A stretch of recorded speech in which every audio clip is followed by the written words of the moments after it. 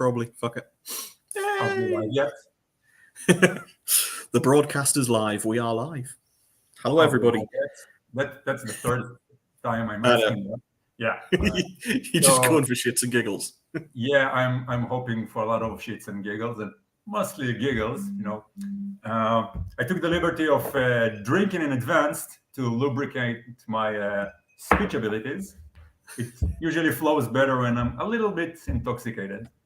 Which explains why you were so drunk the entire time we were in DragonCon. Yeah, I had to speak Glad with we all you had so much somehow. fun. We have to communicate in some manner, and you were always carrying that rum bottle around with you. So Being sociable. in Rome. Hello, Ed. Morning, Jay. For those who don't know, this is Shemer Kuznits. Is it Kuznits? Yeah. Kuznits? How do I pronounce that? Yeah, it's Polish. Never mind. They've got crazy surnames. Well, my glorious guest here has written a bunch of fucking brilliant books. I mean, I loved Earth Force. I loved Biomancer, definitely. Life Reset, fucking fantastic. Well, I mean, which is your favorite of the books you've written? Well, that would definitely be Life Reset. I mean, I just started writing it as a hobby, as a bit of creative escapism from my normal day-to-day job, and just poured my soul and heart into it. And I think it resonated with other people. And Jay can't even say book correctly. Yeah, it's okay. But we love Jazz. I mean, he's sexy. He's got that body going for him, so he doesn't really need anything beyond that. So yeah, Life Reset is definitely my favorite, and Air Force as well. I mean, I took a big leap from fantasy to sci-fi, and I hope my readers enjoyed it. I mean, it didn't do as well as Life Reset, but it got some really enthusiastic fans following.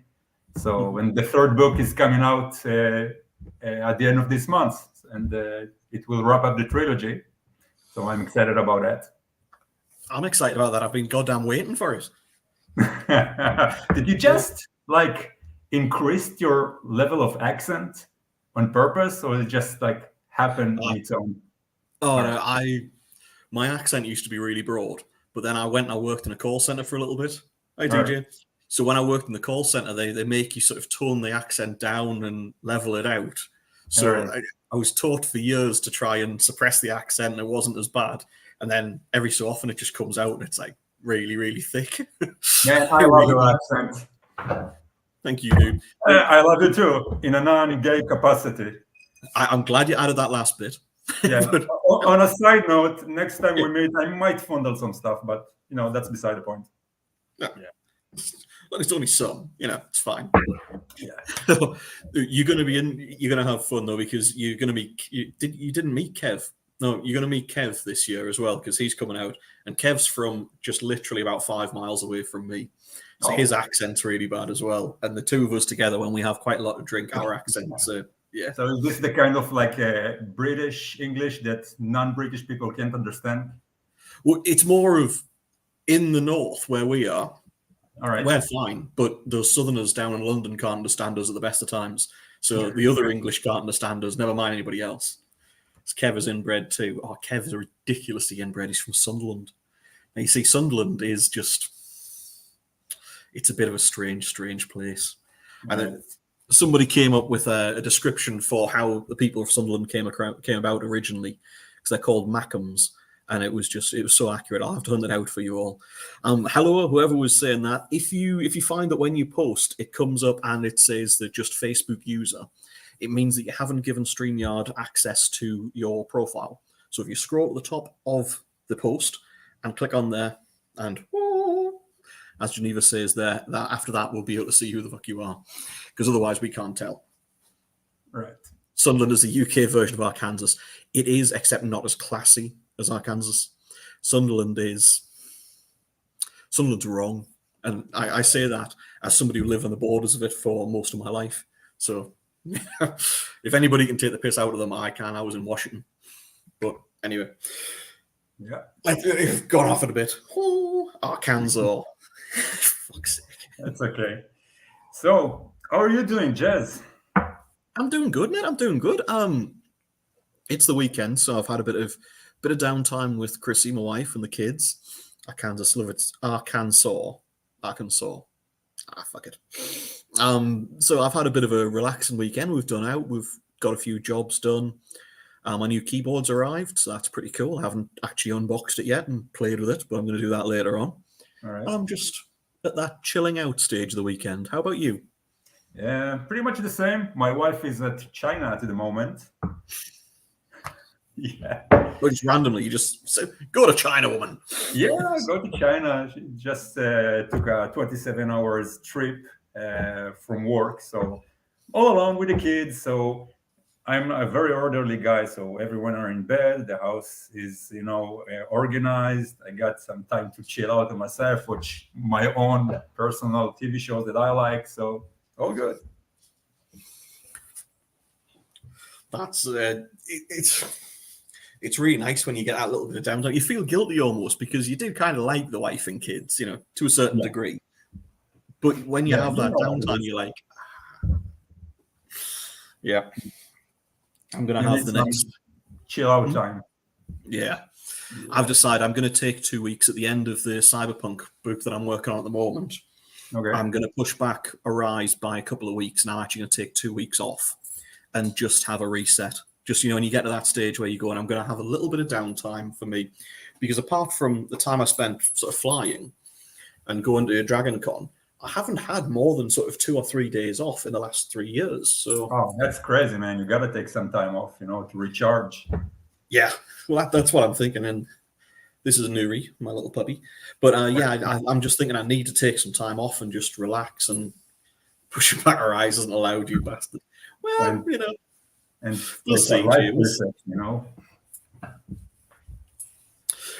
You also did an amazing job, though, with Life Reset, because you got that bastard Jeff. So Jeff's audio is always just ridiculously over the top and good fun. He did a great job with that, and specifically with Vic, his crazy AI companion. Yes. So he just totally nailed the personality and the hilarity and craziness of it. So that was a really good one. It was always the voice. It was just sort of there was always the hint of, I'm going to do this and fuck you all over. I've got plans. And just that, you could always tell it in the voice that was coming. And it was, yeah. That reminds me of something. After I got to know Jeff a little bit, I sort of made it my mission in life when I'm writing a book to try to screw him over when it's his turn to read the stuff. So I try to nail him in small places. Have you tried doing that, screwing with your narrators? Sorry, go ahead. No, I have and I haven't. I have named some characters certain things because I didn't know how that name was pronounced. So I've named them that in the books just to make Neil actually pronounce them, just for shits and giggles. And I've also made Neil thank himself in the thanks, Jay. I'll see you later, man. No worries. I've also made Neil thank himself for being such a good narrator, just to fuck with the fourth wall bit. So. Well, I made Jeff say no one loves narrators. I like it. I bet he was cursing you when he did that as well. Maybe, but it wasn't on the audiobook, so I don't care. No, Jeff is a good guy. We're friends, so it's okay. Yeah. For anyone who watches this, it's okay. We're friends. And also, for a certain amount of us, we just like to abuse our friends in ways that we would never abuse our enemies. We just like to do that. That's how a lot of men show affection, and it's very much a case of that's how we do it. Go on, puppy. Go on. True.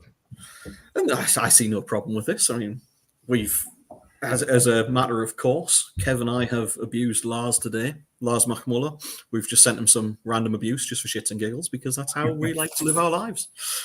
So come on, then tell me what's going on with the stories at the moment, because I know that you're working on Relict. Is it, which one is it now? Earth Force is from the Relict Legacy universe, and the third book will come out at the 30th this month, so less than a week now, and it will wrap up the Earth Force trilogy. And after that, I have several directions that I'm taking at the same time. So I have this neat little idea about a storyline that I started writing just from the top of my head without planning. Really excited about it. I like dropped down 5 chapters in 2 days, and then I took a stop on it and went back to another project. And I'm also working on revivifying Life Reset universe. So Life Reset ended, I think, in a great place, and it really, I feel it wrapped up everything nicely. And Biomancer sort of expanded on the universe and the events that happened after the events of Life Reset. And I sort of want to tap into that because there is a lot of room for adding to the story and the world. So that's what I aim to do as well on the other story that I was working on. So about 3 projects simultaneously. They all progress around the same time. And I just take my time with it. I write whatever comes most naturally to me at the time, because I discovered that I write best when I have the passion for it. So I just let passion be my guide. Yeah. See, that's great. I can't do it that way. I would love to do it that way. Yeah. I really would.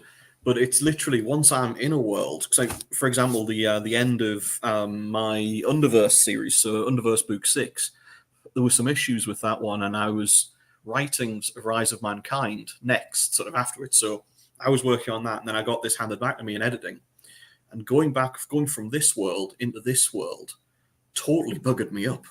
Right. It was days of a crossover before I could get it done, and then like weeks of fixing the problems and stuff, and then trying to get back into the world, and it was just, my head was just blown. Yeah, the shift of perspective is kind of difficult, and it is to me as well. I don't like write one day this story and another this next. I take like a break, like a couple of weeks between them, so it's easier to do like a context switch. Yeah, but I do write simultaneously now. I didn't do it before. I just couldn't. I'm of the opinion that I will never ever do that to myself again. I'll just finish a world and just yeet it off. Yeah. I mean, I'm looking forward to finishing off Rise of Mankind. I think I'm going to finish first, and then Arise after that, followed by Underverse, and like finishing the series. Man, your output is crazy. I mean, you release in book one after the other. It's amazing. I like to release every 3 months, but it's because I view it as I work much as I did when I was working full time anyway. So I work Monday to Friday, 9 to 5. When I was working full time in IT, while the job was officially 9 to 5, I had to be on the client site for 9 to 5. Yeah. So it might be that I was in Birmingham or London, so the other end of the country, like 4, 5, 6 hours drive away to do that 9 to 5 job. And then finish at 5 o'clock, get in the car and drive for like 5 hours to come home. So for me, doing 9 to 5 writing is just so like, oh, this is great. I don't have to go anywhere. And remind me, you've been an author for how long? 3 years. 3 years now. That's impressive amount of books you put out during that time. I mean, it's more than me, and I've been writing since 2017 now. Then again, I'm not a native English speaker, so I got that going for me. I can barely speak English. I certainly, writing English is a difficult one for me. I couldn't imagine writing it in a different language to my native. I just couldn't, mate. The fact that you can is just insane for me. Yeah, the fact is that I read exclusively in English since I've been 15, so almost 3 decades now, but I don't get a lot to actually, practice speaking it. That's why I'm a little stuttering. But when I come to writing, my fingers know the language better than I do, so it flows more naturally. Yeah. And I like to bring like a different perspective into the story. I think every person brings his own perspective. I mean, if 2 different authors write the exact same stories, they will have different output because they're different people. But I have a slightly different background from most American and UK-based authors. So I think that's a little thing that sets me apart from other people. Like Very the much so. Russians have their own thing all on their own, you know. Yeah, because you can always tell Russian writing Yeah, because exactly. the tone is so totally different. Yeah, So yeah, womanizing and a lot of cigarettes. yes, and greed hamsters and greed goblins and Yeah, whatnot. and or toads or something. Yeah, it's always an animal. It's always some Right? little animal that's just greedy that possesses them and makes them do things, and you're like, all right, okay. I need to ask. I have a Russian friend. I need to ask him about it. I mean, why do you delegate your greediness to small animals? Yeah, Yeah, take ownership of wanting things. Come on. yeah, fuck it, enjoy yourself. Exactly. At least we're honest. No, it's some of the story. I do find that there's massive differences. Like, for an example, with the Russian point of view, a lot of things are he annoyed me, so I killed him, and that's it. Straight away, there's no sort of introspection. While in the Western world, hey JD, in the Western world, there's a very much you're right there, Thad. What's the word for it? Like, is basically a trope is the reluctant warrior. You know, you kill somebody in a fight, and hey, you had to do it to protect these kids or whatever, but you feel awful about it, and that's a massive trope in our culture that Right. you've killed, but you feel terrible about it. Hey, Facebook user, but it's a case of there isn't that in the Russian books. There's always like, I killed him, that was good. Right. It's Then a I moved different on, add to that. mentality. Yeah. And you know, I love reading books from different mentalities and different perspective. Like that's why I wanted to write about a monster main character in Life Reset. I wanted to do something a little different, and that's why I love like those fringe type of books, like the Dungeon Core books when they first come out, were a revelation. They were like a whole new unique perspective, which I just loved. Like, Massively so. Yeah, like finding new original stuff is getting hard, but when you find those gems, you like stick to it, and it's so much fun. Yeah. So, what's your guilty pleasure type of read? I don't know, to be perfectly honest with you. I mean, at the moment, one of the things that I like to go back to every so often are either William Moran's Dungeon Deposed, all right, or Dean Henniger's Derelict.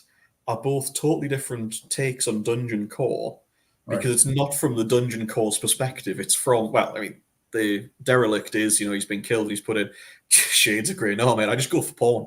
I don't need to read, I just watch porn. It's much easier. Hey, Harvey. Thanks, man.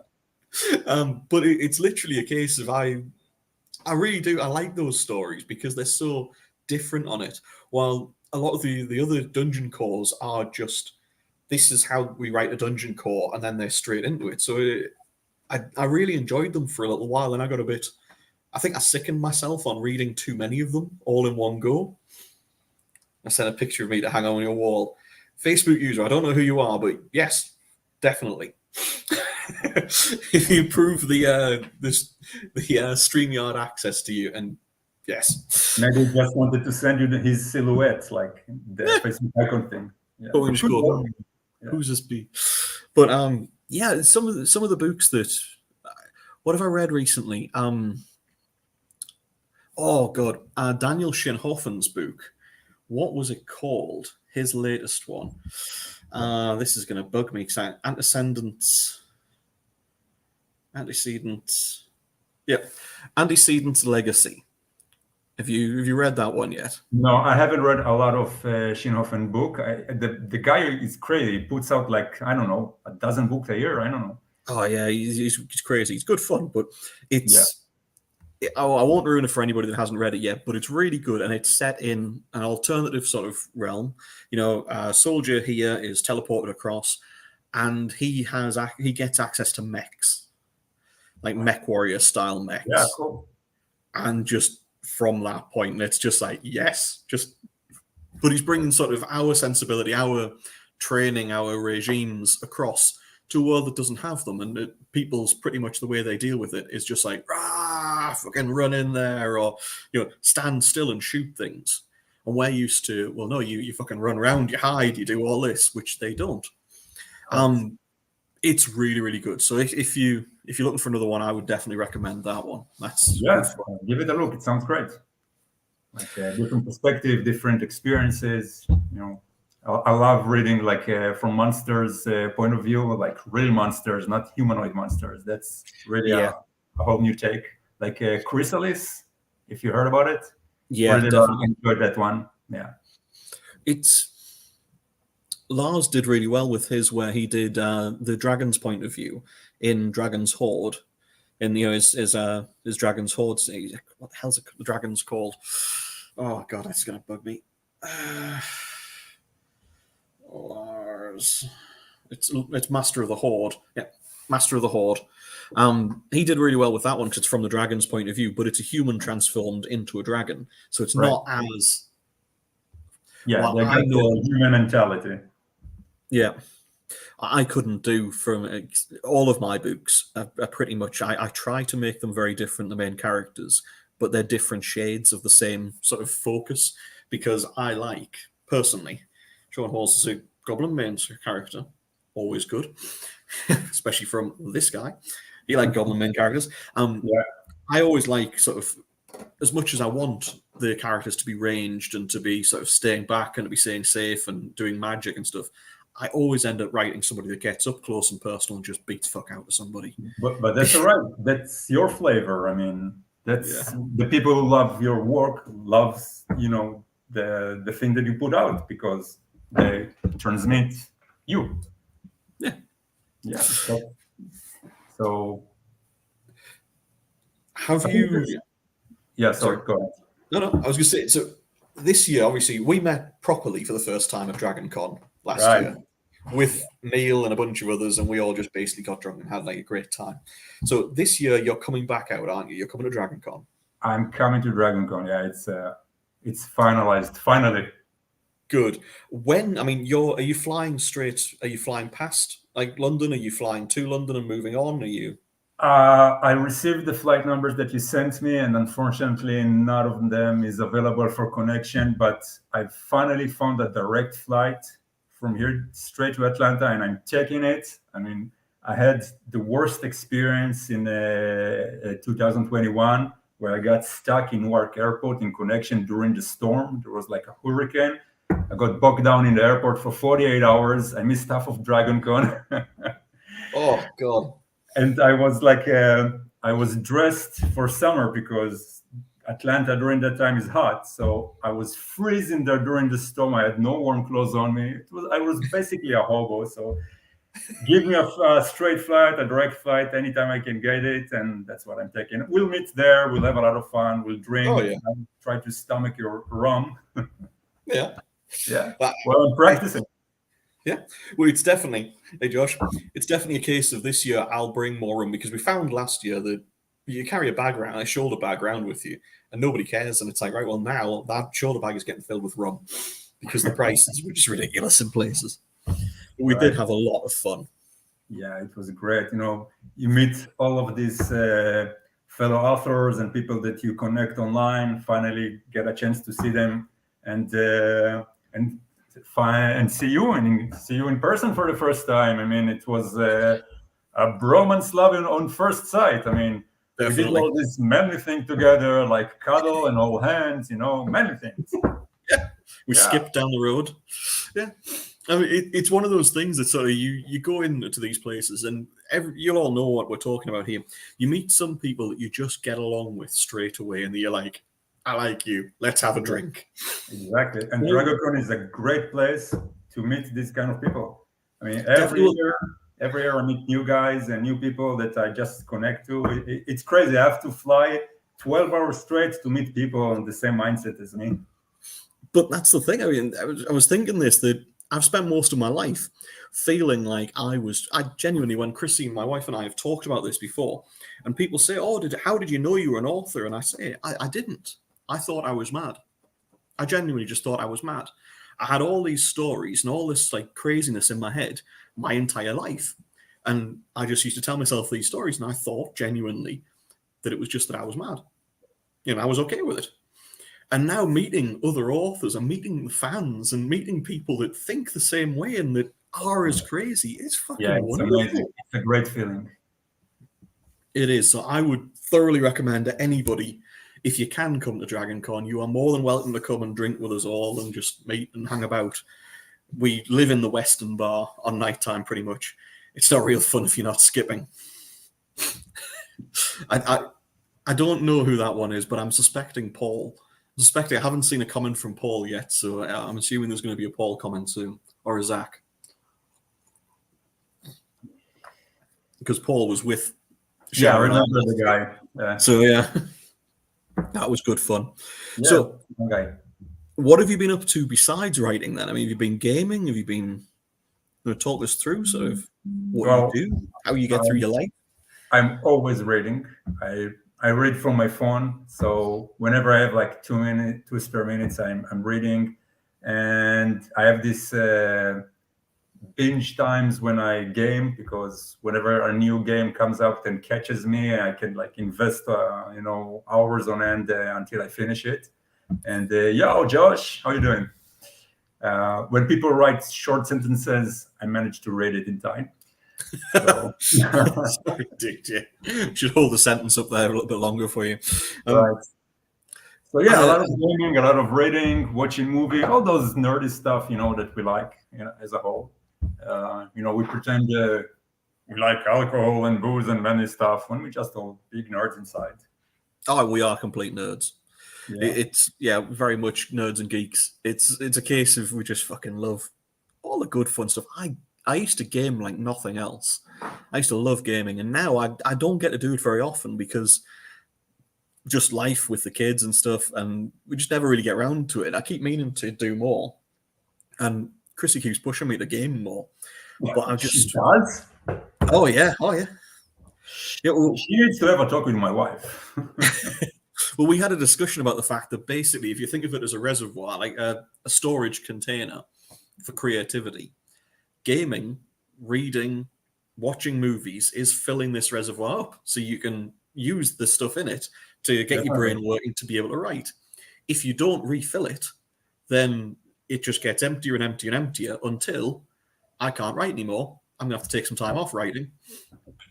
And so Chris and I were talking about this because I was saying literally when I realized that I hadn't been having downtime for so long and I was getting really just worn out. And she was saying, well, it's because you haven't had downtime. You haven't had time to reset. While you spent all your life previous to this, you were going out and doing things and you were working in IT or whatever, but you were listening to an audiobook while you were doing it. You listened to an audiobook for 4 hours on a drive to the site, 4 hours on a drive back. So you were always getting to refill. Well, now, because you're writing, because for me, I'm very focused in that I can't have, I can't listen to a world that's too different to what I'm writing about because it just totally fucks up things for me. So I have to, if I'm going to read a story while I'm writing, it has to be similar to my world and it has to be a similar kind of dark tone and stuff. So if it's not, I just don't read for a couple of weeks or months until I've done Baldur's Gate 3. That's good. Yeah, I'm waiting till it come out from the, what do you call it? The pre-launch phase. Yeah. I've been playing on it. I bought it a little while ago. I've been playing on it. Brian was walking me through some of it, and it's brilliant. It is really good.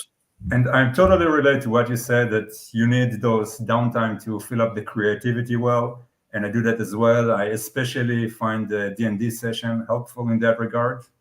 So, that gives you a lot of material to work with. And and gaming, definitely. I draw a lot of inspiration from the games I've played. Like, I think Mass Effect reflects a lot in Earth Force and some settlement development games in the Life Reset, for example. I haven't played D&D, in all honesty, since I was at school. So it's been like 30 years since I played D&D, and I would love to play D&D. I genuinely would. Either D&D or Shadowrun or something. I would fucking love to play that. I just never, I tried looking when I first started out as an author, and I thought, that'd be brilliant to try and get my head back in the game. And I tried looking for a D&D group in England, in the entirety of England, and there was just there were no groups available. And the only Facebook groups that are dedicated to like finding people to play the games and stuff and finding groups, I'd commented in a few of them saying, "Hey, looking for a game, if anybody could point me in the right direction," type of thing. Fucking tumbleweeds, silence, not a word. Really? Oh yeah, and then a little while later, a young lass had sort of posted on saying, "Oh, I'm looking for a game," and there were about 300 responses. It's like, "A woman wants a game. Talk to her quick." He's an old bald man. Don't talk to him. Well, that's great. I don't have this problem. There are tons of groups around me, and I just, pretty easy to find a place to join, even on our old age, relatively speaking, So that's a great fun. I'm definitely going to have to try again soon. It's one of those things I keep meaning to do, but again, it's just finding the time. But I almost feel guilty because obviously with the kids being sort of 2 and 4, with working 9 to 5 Monday to Friday, I only have sort of an hour and a half with them on night time anyway before they go to bed, and sort of half an hour with them on the morning before they go off to school. So I feel like I don't have much time with them, and then afterwards to have with Chrissy, my wife. So I do kind of like her. But wait, now that you're writing, you also don't finish work a little bit earlier, so you'll be with the kids. You still I work. Yeah, I work till 5. Wow. Because if I'm lazy. Basically, I am a lazy. You're not lazy, man. That's not lazy. Because I know that if I start messing with my schedule, I start saying, "I'll tell you what, I'll finish an hour earlier today because we're going to do this. I'm going to finish an hour earlier there because we're going to do that." My work day will get like that because I will trim away it, and it's like, "Oh well, I need to do this, so I need to refill the storage. I'm going to game for 3 hours a day from now on because that'll really help me." And I will just fucking stop writing and play. I would just get nothing done. So for me, I have to be really regimented about things. Yeah, but the kids do go to sleep at some point, so you can have a few hours before bedtime. Well, that gives me a couple of hours with Chrissy, though, then. So you hit level 45 today. Congratulations, Josh. Happy birthday, my son. Happy birthday. Yeah, I'm 2 years behind you. So, we can create an adventuring party and go adventuring together, similar levels and all. How far are you in your new series? Around mid-range, I say. Something like that.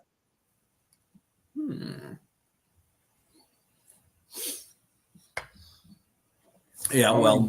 Size books if Jez was hyper. As in if I'm hyperactive, if I was working more and more, how big would the books get and how many would I release? Yeah. I like to aim for 8,000 words a day. Because if I can get 8,000 words a day, I could get 40,000 words a week comfortably, which then would give me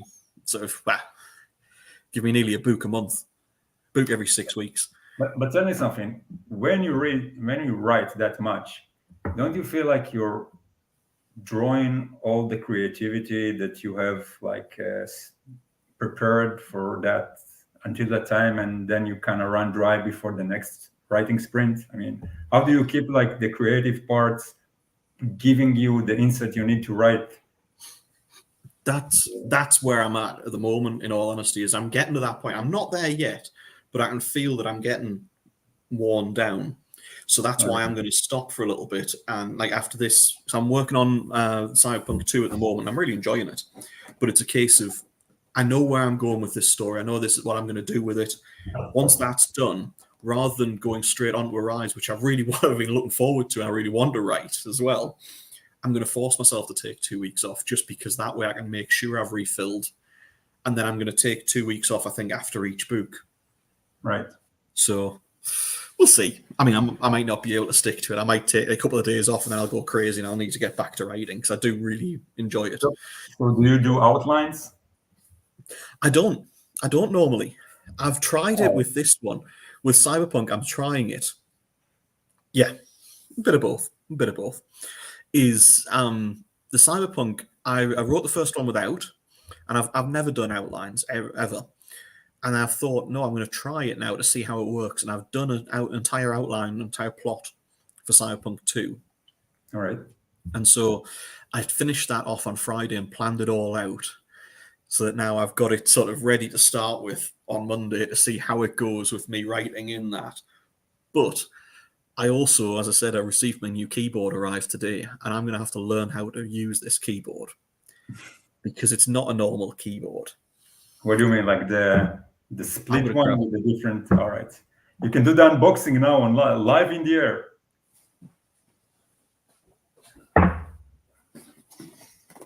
Right. Yeah, you got those keyboards that are like split in the middle to two parts, you know? Oh, you're going to like this one then. All right. Because this. Yeah, nailed it. Yeah. Oh. So this was a Kickstarter, and this is insane. It is brilliant. But I am a two-figure typist. I type. No. I spread my hand out, but I always type just two fingers. I always have done.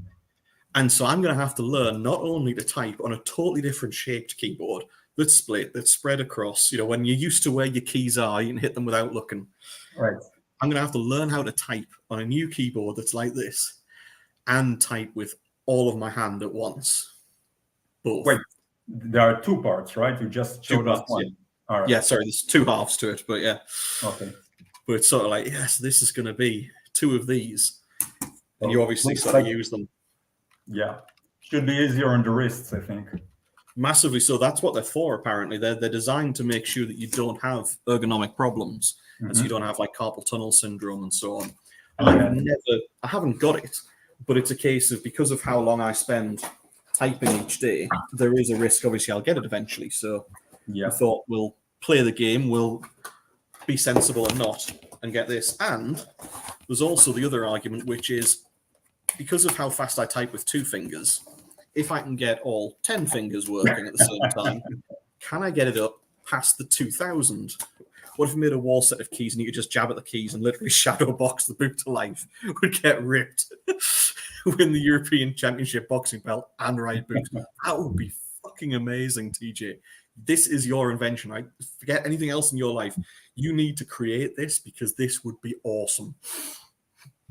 Yeah. That would be just cover the entire wall and keys and just be battering the crap out of them. That'd be great. Zach, dude. Yeah, that's just thrown my mind now. Just the thought of being able to box with all of the. You'd love it. I remember you wanting to go down to the medieval time arena and pick a fight with the knights there. I think it's totally reasonable. All I was saying, Yeah, right, is of we were at course. medieval times. They've got knights in armor riding around. I genuinely thought that we could fight them. My plan was we get down there, you know, they'll have a nice shiny sword, maybe a shield, and I'll pick up a bench and hit the fucker with it. So the thing that you don't know and we kept away from you is that you can do it. There is an option. It's available for everyone. But once they saw you and that crazy glint in your eyes, they just say, no, we're not tapping into that guy. No. Some of that. Not today. Not available. Sorry. Honestly, I would absolutely love that. I would genuinely love it if I could have done that. Yep. Green Knight. No, Red Knight. I think picking the Knights in an ideal situation, we can still organise this. I still think we should be able to. But I'm also of the opinion that you should be able to issue a challenge to people that leave reviews. So somebody that leaves a really knobbish review, you should be able to say, come and meet me at Dragon Con. We'll go in the rig and we'll discuss this. Right. There should be like a specific button icon for this, like a gauntlet that you can press and then, challenge accepted. No. Yes. A like and a gauntlet. Yeah. There was, I said, I worked in a call center for a few years and it was absolutely soul destroying. It was horrible. But one of the guys I worked with was huge. I mean, he was about 6'7", massive guy, heavily muscled. And he was working in the call center while he was training at the gym, and he was training for the UK for the UK weightlifting team. And he was getting ridiculous. Suit of armor on, stands with a massive sword. Me revving the V6 engine in my minivan. Let's do this, tin can. Yes, TJ. But so this guy that I was working with had some guy who you'd obviously see the details for the guy, and that he was only around the corner. He only lived around the corner, and this guy was really abusive. like screaming abuse down the phone because of something that had happened. And he said, you wouldn't dare and say anything like this if you thought, if I could find you. And the guy I'm working with is just going, well, literally, I'm in this call center at Doxford Park around the corner from you, actually. Tell you what, do you know where the Colonel Pryor pub is? And he's like, yeah. I'll be there in an hour. In an hour, it's my lunchtime. I will come to the Colonel Pryor pub. You can come and have a word with me yourself if you want. And we were all like, and we went, and there was a bunch of us from our team all went and had lunch together. And we waited inside the pub. And sort of this guy sat outside the pub on the sort of bench seats, calmly drinking his lunch, as we all did, because we were all alcoholics. And this sort of car pulled up, and this guy got out, and he sort of looked around, saw this guy who's sitting there in this, at the time I worked for a bank, and he's wearing the bank jacket, massive. The arms are all ripped, and he's sitting there, hunched over, like staring around, and this guy just going, got back in his car and drove off. And we never knew if it was actually him or not, but obviously this guy, if you're totally innocent and you've just pulled up to the pub and you're going to go for your lunch and you pull up and see this massive guy staring at you and obviously looking for a fight, and you just get back in your car and drive off. So it might have had nothing to do with the guy, but we were all just like, I hope it was him. That's a good story, but also the part that call centers guys go drink alcohol during their break time. Oh yeah. Oh yeah. Seriously. I guess it helps, deal with all those people who call and give you shit all the time. There were some of the people I work with, a lot of people don't, a lot of the teams don't drink, obviously, but some of the people I worked with were absolutely storming drunk from the beginning of the day and had like hip flasks and were just like all day long. I used to have a desk, like you have a little movable set of desk drawers type of thing. So if you couldn't find your desk, if somebody was sitting at your desk, you'd move this drawer across to a different one. And I used to tell people when they were going off it and being mouthy, I was like, look, do you want to calm down or do you want to go in the drawer? What are you talking about? I go, calm down or you go in the drawer until you do calm down. And they just generally shout at you. So I'd take my headphones off, I'd open the drawer, I'd throw the headphones in the drawer and just close it. Then I'd have sort of 10 or 15 minute break reading my book. Then I'd open it up again and go, have you calmed down? Back in the drawer, close it. And after sort of 3 or 4 of these sessions, of me throwing them in the drawer, I'd take it out and I'd go, right, I've now had a 45-minute break reading my book out of this hour-long call. I've had a great time. How about you? And they'd be going, I go, look, I'm here to help you. And I can help you. Or you can give me abuse, in which case I'll sit here and I'll read my fucking book. So I'm quite happy. Yeah. Book. Yes. Yeah. So it worked for me, though I also, I did used to get in quite a lot of trouble quite regularly in the call centers. So how did you make the transition into writing full time? I mean, did you start it as a hobby and then published, or what? It was well after the call center phase. It was when I was working as a welder. Like regulars will all know the story on here. Sober ones like us, we transitioned from co-worker to babysitter. Yeah, very much so. I was working as a welder, really enjoyed it, got exposed to a lot of chemicals which damaged my lungs, and then ended up literally not able to do my job anymore and had to get a real job in IT, which I hated because I always say this, in welding, if people annoy you, you can punch them in the face and it's perfectly acceptable. And you can't do that in IT, which I think is the problem with IT and with those kind of jobs in general, is not enough of the people you work with have been punched in the face. So I just basically, I tried writing as a form of dealing with depression. Right. And it was nice and simple. It was a case of I'd gone from being, hey Josh, thank you, man.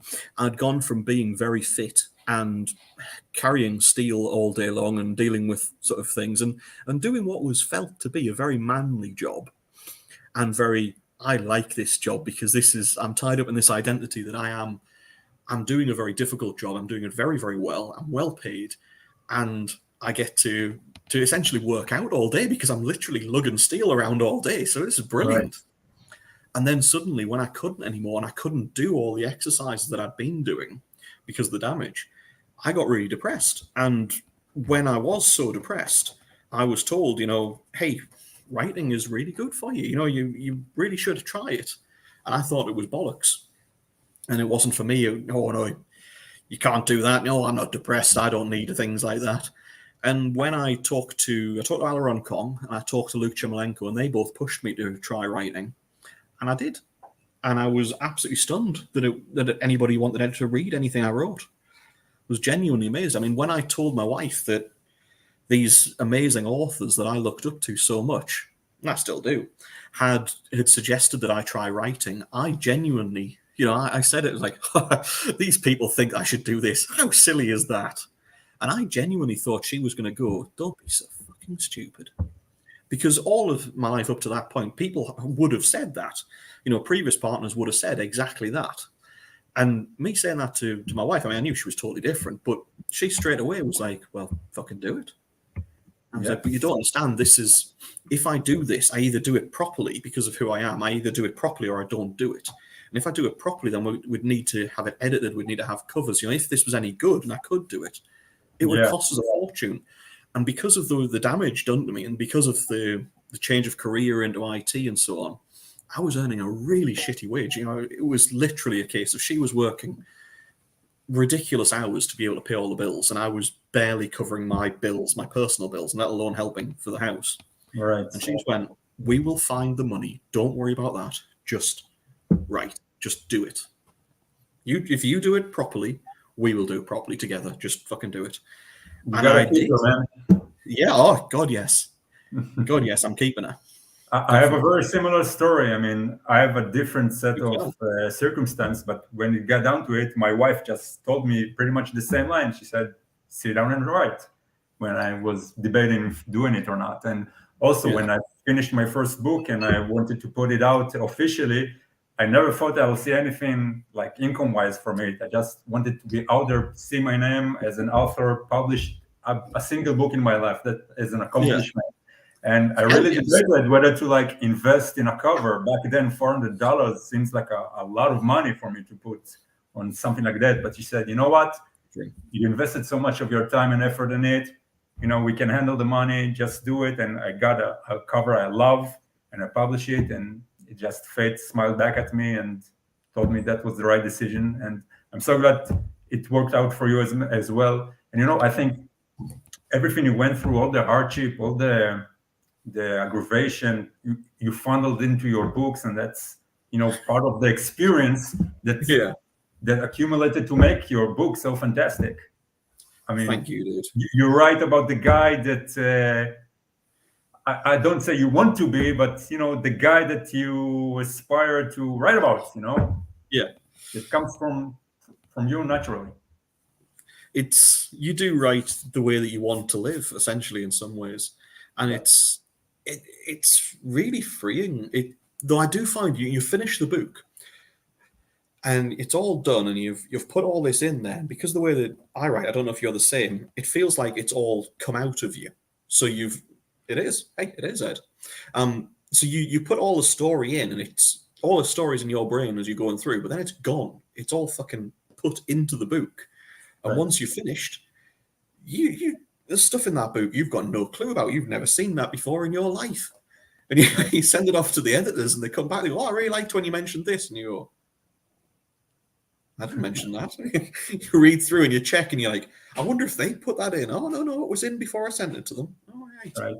Yeah, I go through something similar. I'm listening to Life Reset again from 5 and 6 years ago. So, I obviously remember what I wrote, the plot and everything, but it's small things that I forgot. And suddenly I'm listening, I'm hearing about stuff that, who wrote that? Oh, it was me. I mean, it was kind of a smart thing to do. Yeah.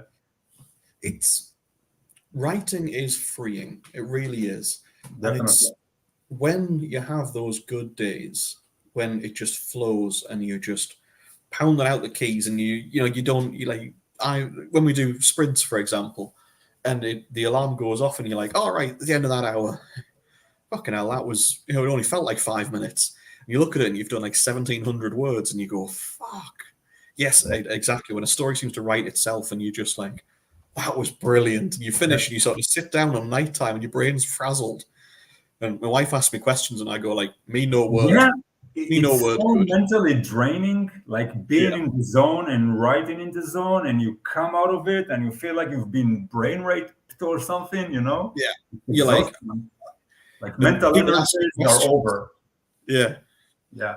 But I know that's when you know that you wrote well, that you did something, that you wrote it as it was supposed to be. I just try to follow the voices in my head, and when they speak very fluently and fast, I know that I need to type it really quickly before I lose it. That's what I was saying. It's madness because you've got all these voices, all these people are real to us in our heads. And we're like, trying to get it all out. Yeah. And then Wait, one at a time, I'm writing. Yeah. The worst part is when you go, all right, so now they're going to go through here and then this is going to happen, and they go off on a fucking tangent. And somebody's gone and they've opened a door over there and they're off down the street, and you're like, no. It's supposed to be going that way. Right. But that's the best part, when the story gets a life of its own and it evolves on its own, then everything sort of clicks into place on its own. I think that's when you know that you did well. Yeah. It is. Writing is a wonderful thing. I would massively recommend anybody that hasn't tried it, try it. Sometimes I find myself percolating a chapter in my brain for hours before you start typing. You know what? That's a good thing to do. It's much better than sitting in front of the keyboards for hours and trying to think about something, Yeah. So when you have the idea like fully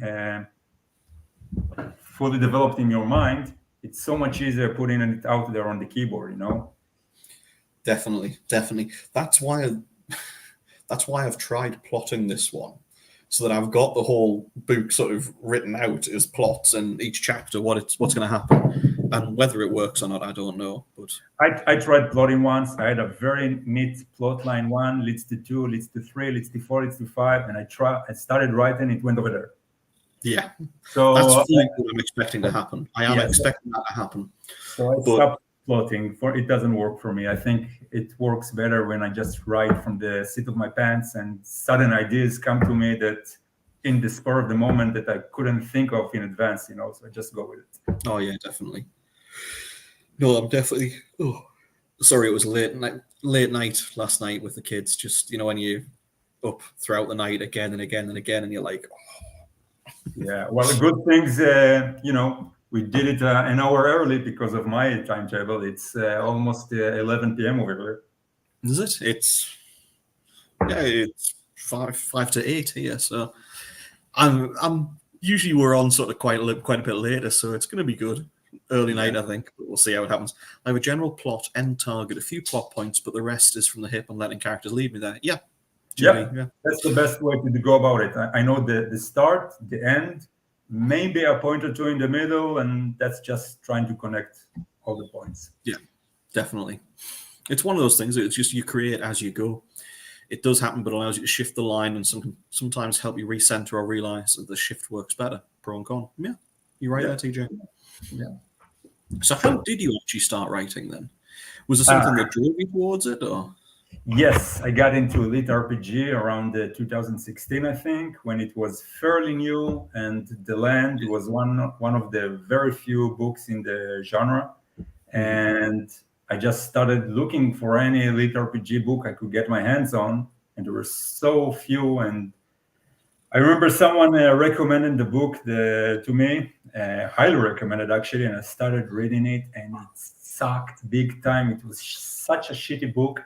It read like it was written by a 12-year-old who didn't know grammar at all. And just, I thought to myself, this is bullshit. And I told to my wife, coming back to what we discussed earlier, I told her, I can write better than that. And she said, why don't you? So that night, I just wrote like crazy, put out my first chapter, and it was horrible. And I didn't know anything about writing back then, and I didn't know anything about dialogue tags or even that you need to do a line break between different people. But I just got the feeling for it, and I started developing it from that point. And it just like I got into the momentum of it, and it just swept me, and I just couldn't stop. I had a lot to unburden from my mind and put on paper, and very much was born. Yeah. I read a couple of weeks ago. I found some of the first drafts for Brightblade when I was first writing that. I Yeah. rewrote it 5 or 6 times. So about the first 30,000 words, I wrote 5 or 6 different versions, all totally different, all from totally different standpoints and everything, and start points. And then, sort of from when I decided, right, I'm going to really go for it now, fuck it.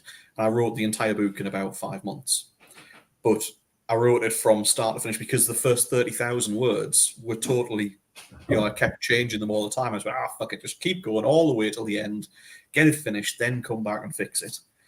And found that when I found these different versions the other day, I was like, fucking hell, that's totally different. Where's that gone? All these different ideas that were never used.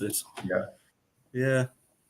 I'm gonna have a dig about in them and see what I can recycle. Yeah, you need to keep those, listed somewhere so you can get back to it. Well, I have a terrible memory. I blame my misbegotten youth for that. So every time I write and I have an idea, I have to write it really quick in a bullet at the bottom of the chapter. That's how I keep track of where the plot is heading and what I want to do next. And yeah, I usually have like a whole story developing at the bottom of the chapter I'm currently writing to keep me, in the loop. Mm-hmm. I always do so like a of course, you should expose his asshole on the air. Yeah. The world does not need to see your ass. I always have a separate document, like a notes document open that I add stuff into. And then, when I go through and I go, actually, I need to add this in here and it really works. But I need to,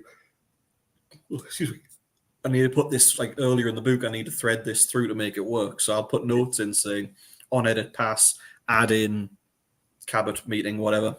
So I blame most of this audience for my rewrites. You all publish my ideas so fast. We're all mad. We're all mad here. That's all it is, mate. Yeah. So games wise, let's talk about games. What have you been gaming on lately? I can't get enough of Dyson Sphere program. Have you heard about it? No, you mentioned this to me a while ago. I haven't actually looked at it yet. It's a small niche type of genre, sort of a world building game that's made by a very small Chinese company. They have like 8-10 developers. They started on Kickstarter, and it's one of the most amazing games I've ever played. The graphic, the gaming, the mechanics is amazing. It's got overwhelming positive reviews on Steam. They just did an amazing job. Basically, you are sent as a mecha to a far star system, and you have to build a Dyson sphere from scratch. So a Dyson sphere is this mega structure that encompasses a whole star. And you literally start by mining raw material, iron and copper. It's a sort of factory automation game, but it's so well done, and you got the real vibe of like building a global empire. And after 10 or 20 hours of game time, when you finally develop enough technology to go into space, and the graphic is just amazing, you start going into wormhole and reach other planets. I can't get enough of it, even though I've finished the game like 10 times already. I keep getting back to it. Yep, that's the one. Well, that's it, people. Anybody that's fancying it. So, yeah. Is it? Well, it will just be one player, won't it? Right. Okay. Yeah, it's a great game, but you gotta love automation and factory games, which I never tried before this game, by the way. I never did factory games until I met Dyson Sphere program, and I actually don't like them that much, but this one I do. Well, I've bought it, mate. Let's see what that's like. Wow, that's good. You're gonna enjoy it, man. Let me know what you think about it later. I will do. Yeah. What have you got the PC? Have you got anything else? I got a Nintendo Switch for my kids. And I usually play Mario Kart with my 5-year-old, and he usually beats me. So no, I'm a PC gamer. I love having a keyboard and a mouse. I can't do shooters with a gamepad. It just doesn't work for me. it's because we said that we were going to do this last year. I've got the Xbox now, so we're going to start doing like Halo nights or Right. something. That's cool. But you can play Halo. I'm sure there's a a multi-platform one. Have you played Halo? Not so much, no. There are multi-platform, cross-platform. That's the badge I was looking for. Cross-platform versions of Halo where you can play it, and it's just big team battles. So it's just like 100 people or whatever, or 40 people on both sides, just running at each other and slaughtering each other. And we're going to have to get that sorted out so we can all play on that together, because that's going to be good fun. Yeah, that's going to be great. I loved playing Mass Effect multiplayer. They had a multiplayer too. Not Yeah. massive multiplayer, only 4 players at a time, but it was a great fun. Purchase. I was just making sure it had gone through there. All right. Mass Effect was one of those weird ones because of the way that they sort of walk and the way that they run. I could never get into the first game. I did manage to get into, and I did really enjoy it. I played the second one, but the third one, Andromeda, I just couldn't get. No. Andromeda is the fourth, and it's a different character, different galaxy, and it's pretty bad. The first 3 were amazing. Okay, so I'm missing number 3 then, because I did try. Number 3 was the best. You got it right, man. It's still one of the best games I've ever played. I'll have a look for it. I'll have another look for it. Because I tried Andromeda and I was just sort of like, I'm really not fussed on this. And then when you die and you go back like a massive section and you're like, wow. No, Andromeda was rushed. They did a lot of there was a lot of bugs and issues with it, and the story itself wasn't that thrilling. They basically built upon the success of the first trilogy. It's like, this worked really well, so we'll just do this one again. Yeah, pretty much. Well, I heard that they're working on a new Mass Effect from the original trilogy. They released a teaser, I think, a couple of weeks ago. Looks promising. Yeah, looking forward to it. What about Starfield? Have you been looking at Starfield? I think you mentioned it before, and I looked at it, but didn't get into it actually. I'm really looking forward to it as well. No, well, it probably will be. It's basically it's the new Bethesda game. Oh, so it's the next, like, rather than Skyrim, rather than Elder Scrolls 6, they're making this one, and then they're going to make Elder Scrolls 6 after it, and it's going to be Skyrim or Fallout in space. Yeah, as Josh says, Fallout in space, and Fallout was brilliant. Skyrim was fucking brilliant. Fallout was awesome. Loved Fallout. I realized we had a prime minister here that massively fucked up the country recently, and she's nicknamed the lettuce. The reason she was nicknamed the lettuce is that she only lasted 49 days in office. Okay. Right? Before she was booted out. Okay. Now, she was booted out, and she's called the lettuce because a romaine lettuce, from being cut to actually dying, lasted longer than she did. so she's like, a lettuce lasts longer than this prime minister. But it's one of those things that I checked a little while ago on Civilization 5 and Civilization 6. I spent more time playing those 2 games than she lasted as the prime minister. Yeah, I spent that time better. Right. I cataloged way too many hours in Dyson Sphere program. That's a bit of a shameful thing to admit. I think I'm over 800 now. Okay, yeah. But I've been playing it for a long time. Yeah. Dude, 800 hours in it. That's maybe pretty 600. impressive. Yeah. Well, I'm looking forward. I know this Starfield comes out in September. So it's basically going to be a case of we go to Dragon Con, have a great time at Dragon Con, come back, and then about a week or so later, I think it comes out, and I'm going to be like, yes! Wow, it sounds awesome. I'm going to, bookmark it. It's going to be the big one for me for this year, I think, without a doubt.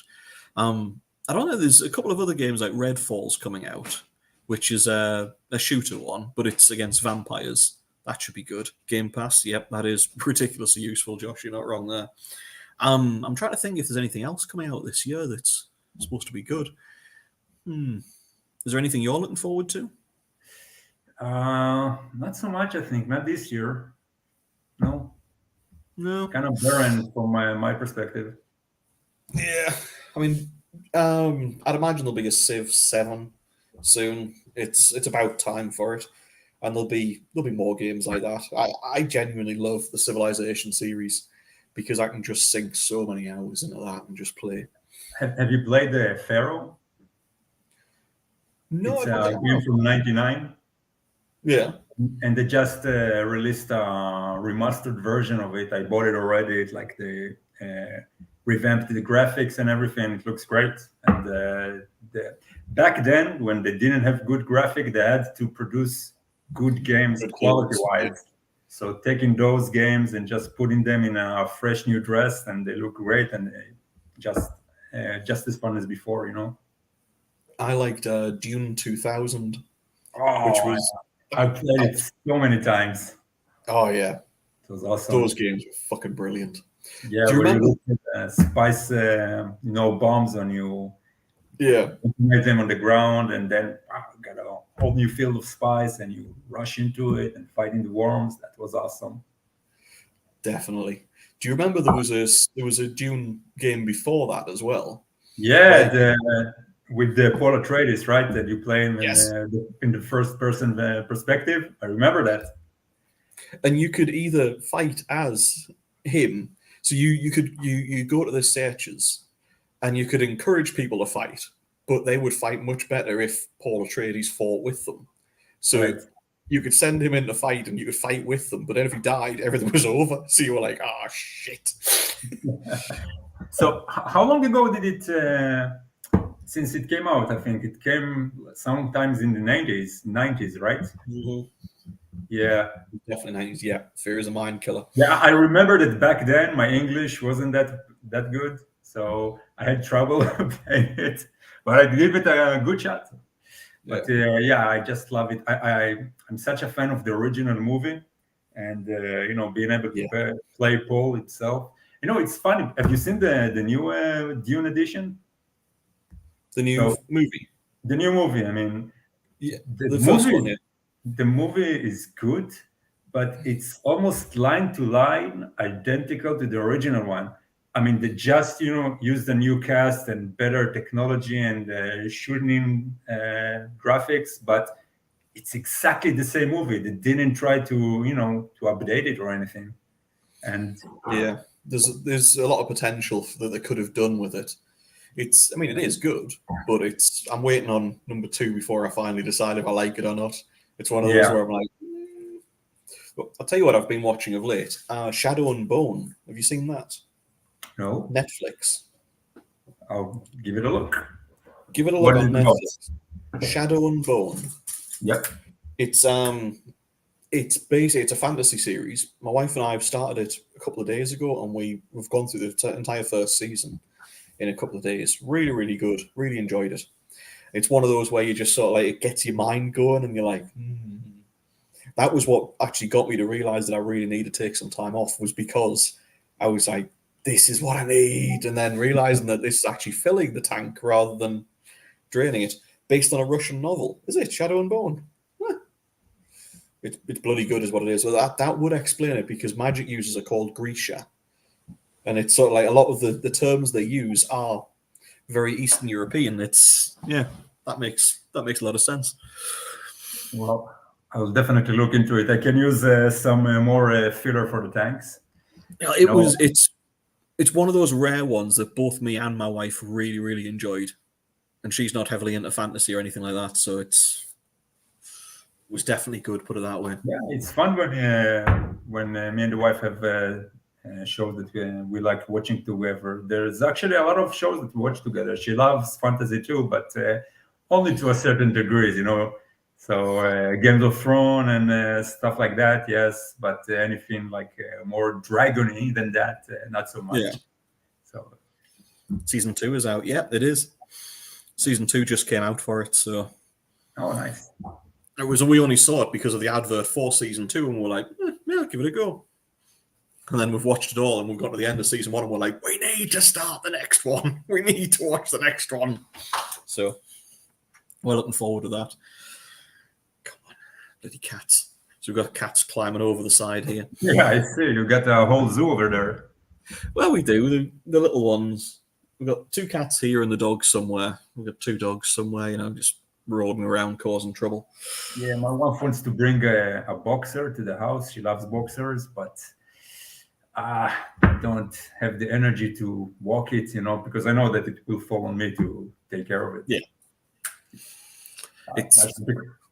We're the authors. We're the ones who have the availability to do so. Yeah. We're in the house. You're not doing anything, are you? You're not doing anything in the house as it is. No. Right. It's one of those things where every so often when you do it, that's really nice. It's really nice going for a walk with the dog. So that's one of the cats is playing with the blinds. So I'm in my kitchen, and we're in actually the dining room attached to the kitchen, and I've got the windows here, which lead out into the garden, and the doors, and the door has little blinds in it to block the light and stuff when it's not too bright. Right. And one of the cats is playing with the blind. And I'm like, Gizzy, stop it! You don't have to be a dickhead all your life. Take a day off. It's one of those. So we've talked about books, obviously. We've talked about about your books. So do you want to tell us about any books that you like that you've read recently of other authors? Well, I mostly read web novels that I follow. That really. Sorry, I'm just booting the cat out because she's going to ruin the door.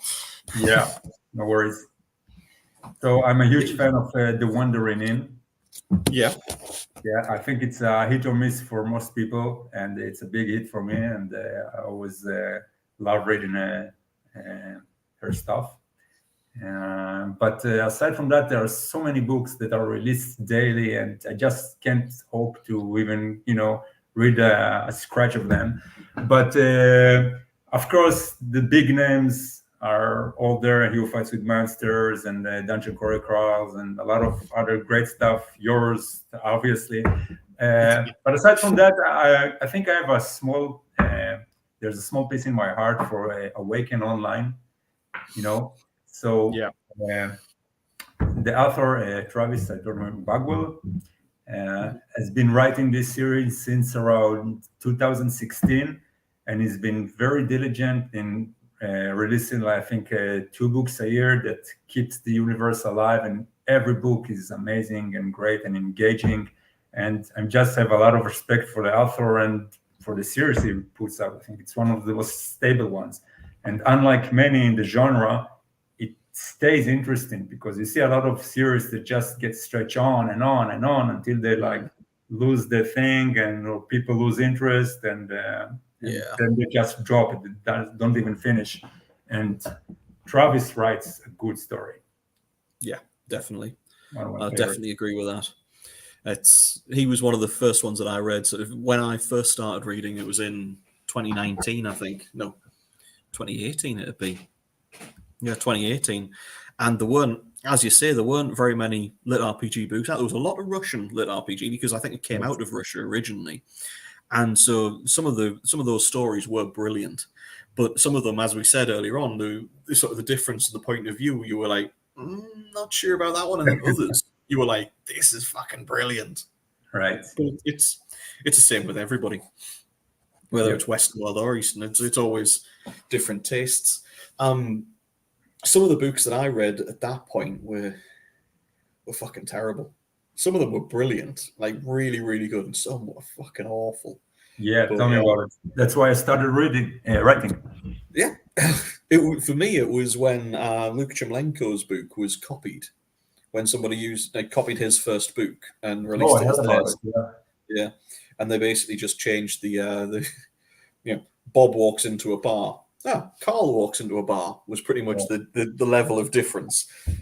And it was terrible, but it was one of those things that you look at it and you go, why have it so close? Because if you copy somebody's, hey Terry, working. If you copy somebody's and it works, and forget whether it's the ethical side, which is obviously terrible, but if it works and you do really well out of it, and your story goes really well, okay, it might release at just the right time and do better than the original author's book.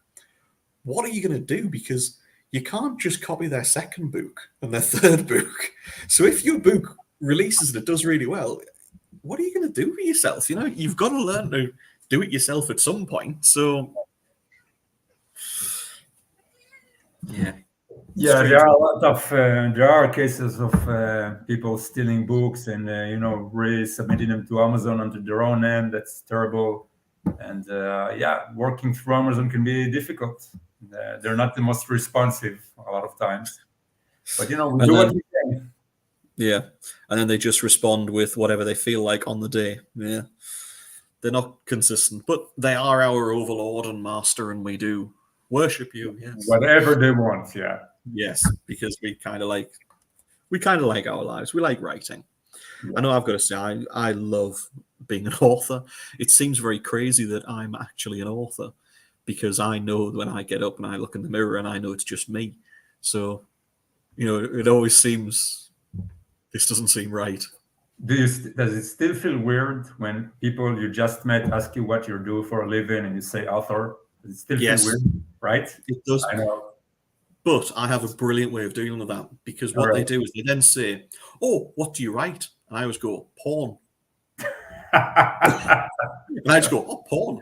I should try that. And they go, "That's nice. That's nice. Happy for you." And you go, Well, yeah. Well, for most people for the people mentality around me, telling them that I write fantasy is pretty much like saying to most other people that I write porn. So about the same reactions. "Well, you've got to try that one. Seriously, try telling people you write porn and just watch their face."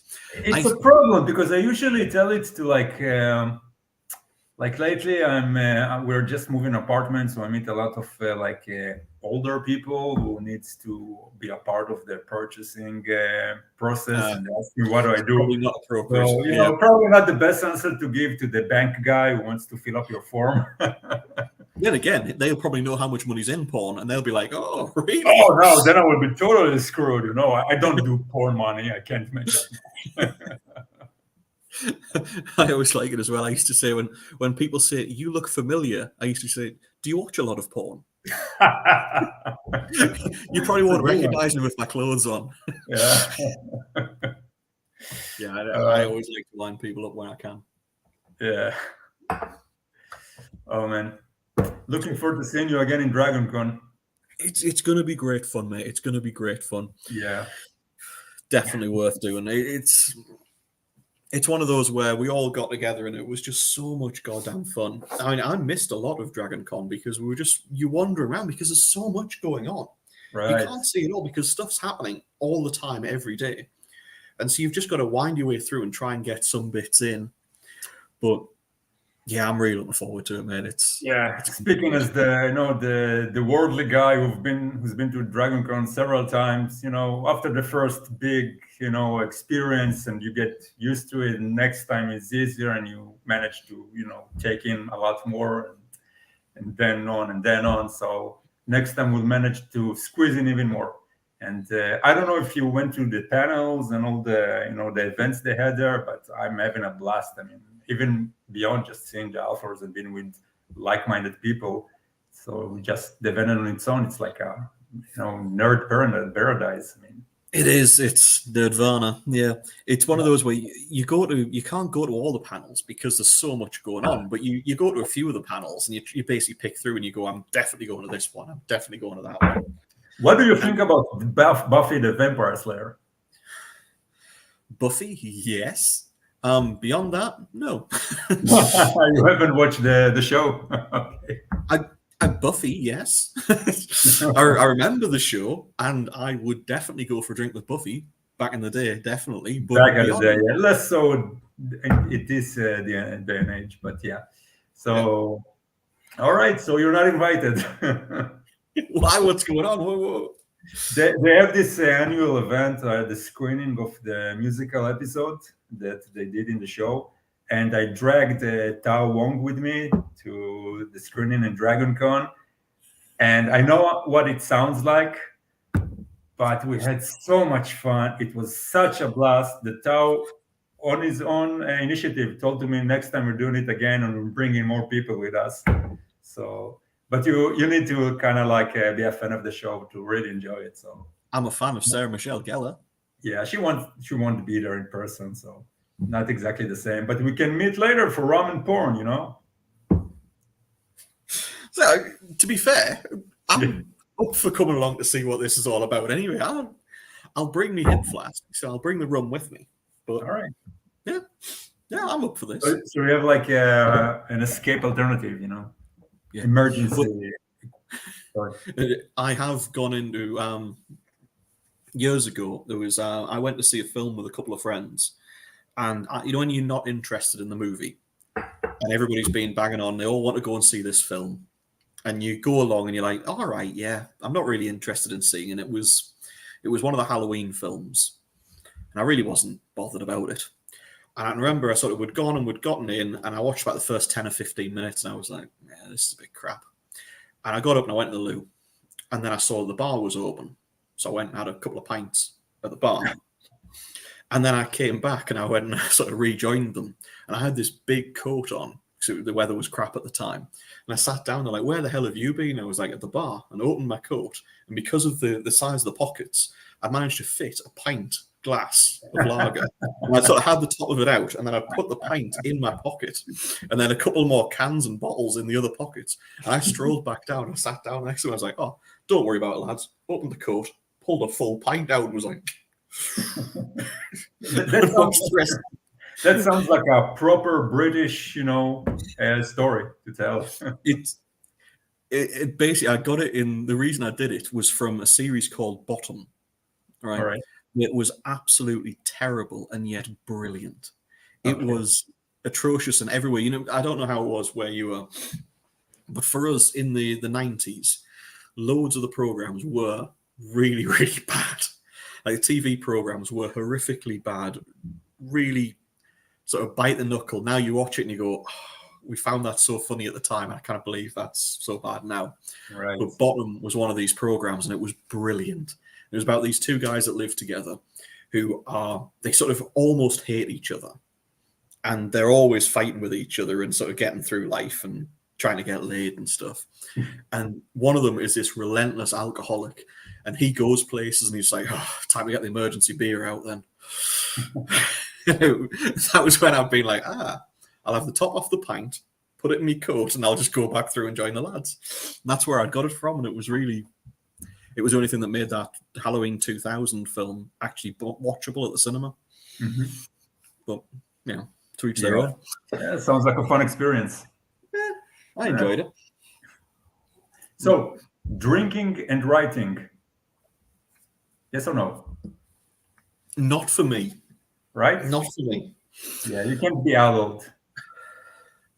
It was. Just because for me, I've got to be really, really focused.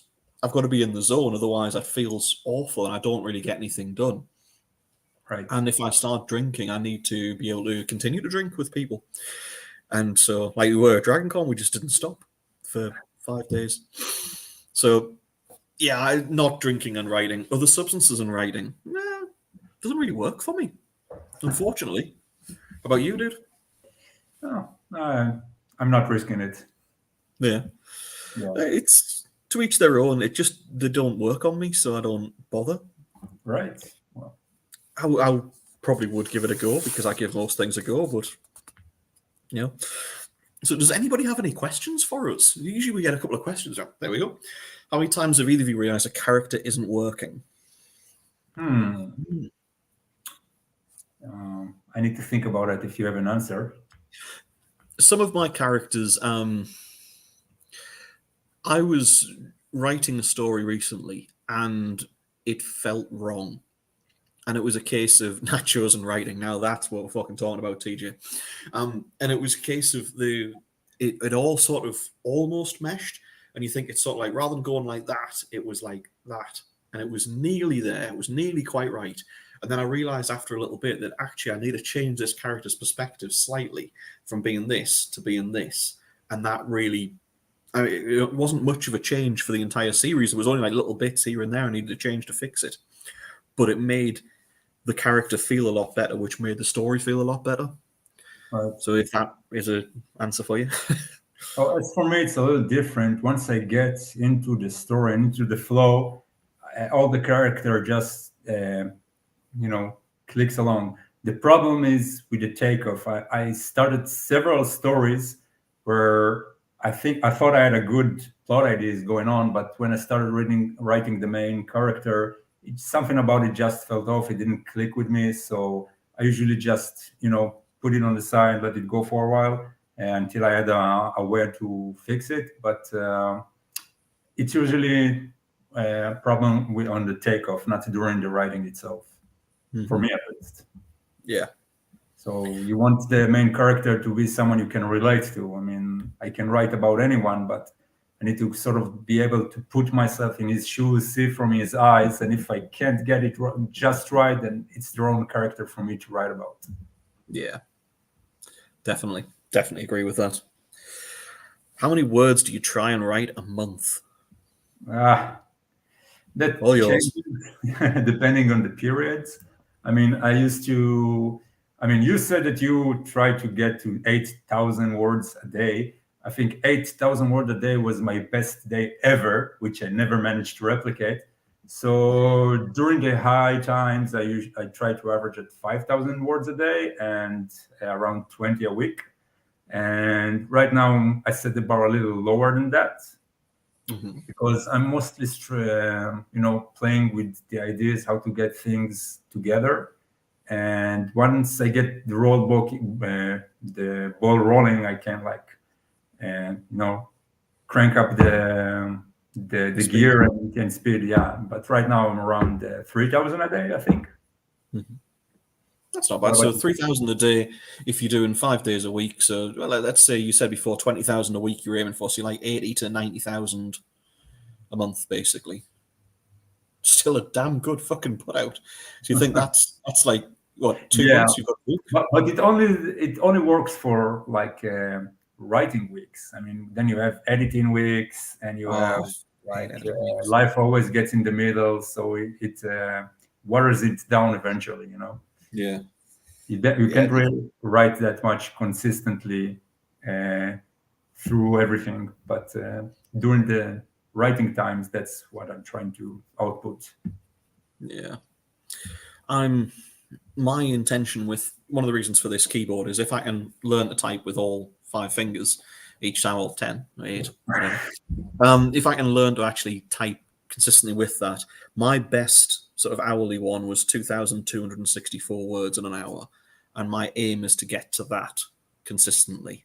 Is to get to 2,000 words as a standard. Yeah. The thing that holds me back is not the ability to write fast. It's the fact that I'm writing faster than the story takes shape in my mind, But also, you're writing it in a separate language to your native one. So, damn it, all I had to do was look at the post and it let me comment. Hey, Ben.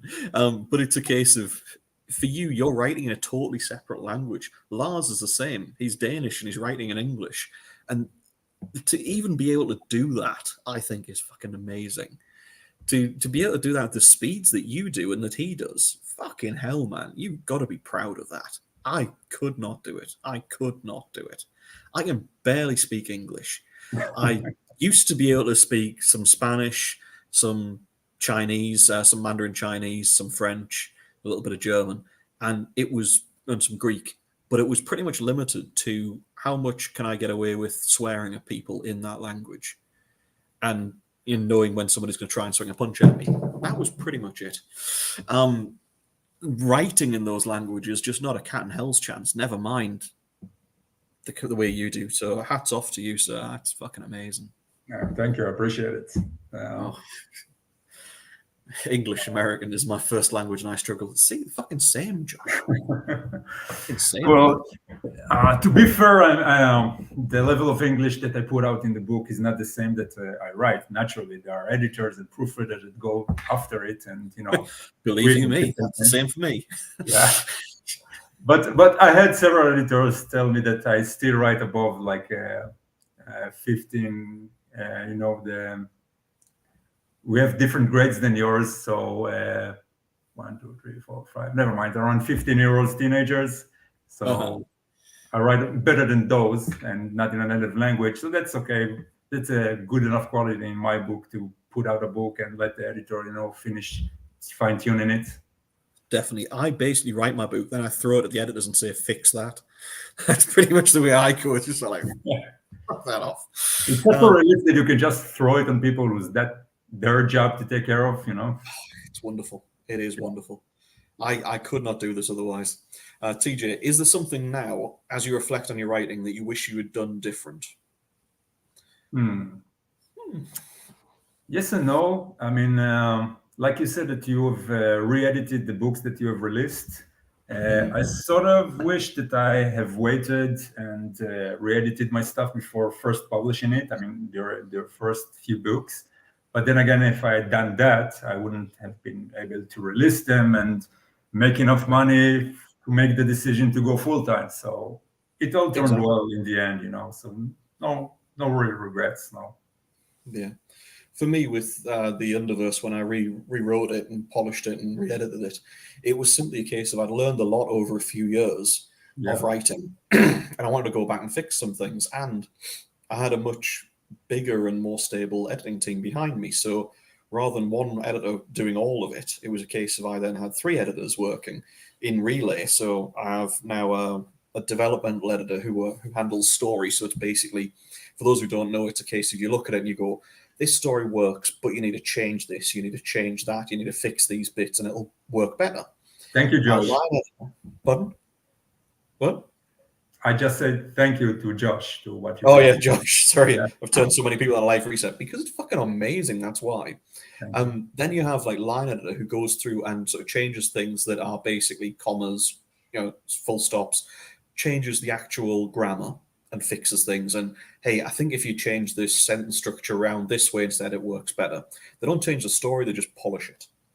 And then lastly, I always have a science or continuity editor who reads through and basically goes, "You are fucking nuts. This won't work." Or goes, "Yeah, you're okay. That works." And why is he 6'5"? Last book he was 6'7". Oh, good point. Fix that. So it's things like that. I definitely need to change things with a few details. And I feel that the books are much better now I've done it. But there's no way I could have done this originally because you need to have the years of doing other things, of like writing other stories to then be able to fix your first ones. Definitely. Or at least because, again, I'd never tried writing before writing it. So it was always a case of the fact that it worked at all. It's a learning progress, definitely. Definitely. Yeah.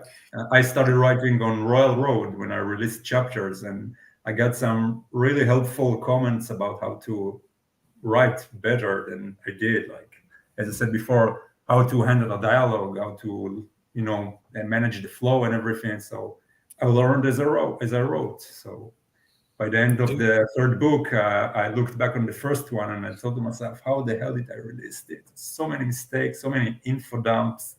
But the core of the story, I think it's still pretty well. And Railroad is great. It's so weird because you look, I can't listen generally to my own audio at all because I pull it apart and I go, I should have used this word there, I should have wrote that, I should have changed this. Yeah, it happens to me all the time. Yeah, because you're constantly trying to improve on things. I think it was Luke Chemlenko when I spoke to him about writing originally. And he was saying that when you're writing it, you basically think say you write 100,000 words in this book. Word 1 is then 100,000 words poorer than word 100,000. So every word you write, you learn a little bit, and you learn a tiny amount that you go through. So by the time you get to the end of the book, you are now 100,000 words better as a writer. So if you go back to the beginning and then rewrite, you can polish it all up and make it slightly better. But then word 1 is always going to be less than word 100,000. It's going to be worse again. So you can keep going around this endless fucking circle of trying to improve things until you're ready to let go. And Luke said to me, the time to release the book is when you get fucking sick of it. When you've tried editing and you get to that point, you go, fuck this, I can't stand it anymore. I'm not doing anything else with this book. Ball it up and throw it the fuck out the door. Just get it out there. And I found that really helpful because I was just like, Yeah, that makes sense because I'm just going. For me, I was going over the first 30,000 words again and again and again, going, "Oh, I can change this. I can fix this. I can change." Yeah. Looks a good guy. I hope he'll make it to DragonCon this year. I hope so because he didn't last. So I'm really looking forward to having a couple of beers with that man because he really helped me with a lot of things. Harvey, what's your favorite character in your books? Oh, go on then, Shemer. That would be Vic, the crazy AI Crazy. companion, because I could, use him to spit out all kind of shit and burns on the main character, and really go out wild with my humor, my twisted humor. It was okay because it was a twisted character. I can definitely see that. Yeah, definitely. For me, probably Steve from the Arise series because he does not give a shit and he likes battering fuck out of people. And it's just that whole just simple, straightforward guy who's just like, I'm trying to be a good guy. I'm really not a good guy. Gint. I love Gint because Gint is mad. He's mad as a hatter. So yeah. Yeah, it's fun having favorite characters. Have you ever noticed you wrote something into the world in a previous book, then had to change your go forward plans because you forgot? Yeah. Yeah. Of course. And then you use it as a jumping board to write something even better. Yeah. So many things you just sort of go, For me, like I say, because once you've written the book, get out of it. It comes down out your brain, out your fingers, into the book, and then it's gone, and it's totally fucking gone. And people will say, "Oh, well, you haven't addressed this. The character never used this artifact they found or whatever." And it's like, right, found that when? What? Don't know nothing about that. Yeah. So yeah, I had a lot of trouble with writing the rules of the game world because I wrote the rules in advance, yes. But as you dive into it in the story, you suddenly start to encounter places that they conflict with each other. And you're not trying to think, how the hell do I resolve this conflict without, just putting out a Hail Mary or a Deus Ex or something. And then you have to come up with a whole new type of rules that governs them. And then you need to keep those in mind because they will eventually conflict with other rules of the world. But it's kind of a way to navigate between them.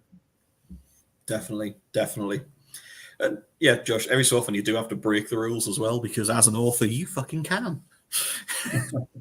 I particularly like sometimes when I'm doing a story, I'll literally things you add in that happen because because you remember this is from the main character's point of view, so they're doing something and they go, "I've done this. It shouldn't work, but it has," and people would fucking roast you for that unless you put in.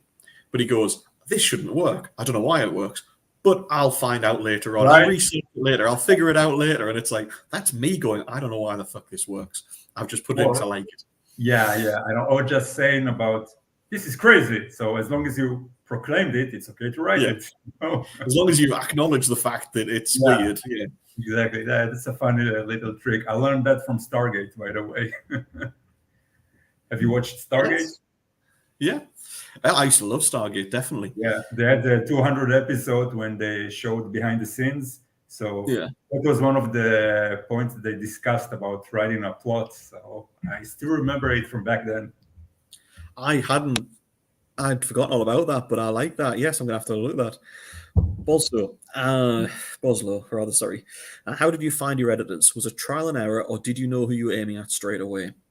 Massively trial and error for me. How about you, Shemer? Well, as I said, I started writing Life Reset over at Royal Road, and a helpful guy just reached out and suggested some edits, and we started to chat, and then he became my first, now that I think about it, my first development editor, and he helped me a lot in realizing how to properly write and design a plot line. And afterwards, I just used a couple of proofreaders to finish it, which was a huge mistake. There was a lot of issues with the first edition, which I released on Amazon. So about, I don't know, half a year later, I sent it to an actual professional editor to go over it. And there were like thousands of mistakes, and then I republish it. And it's pretty much fully edited at this point.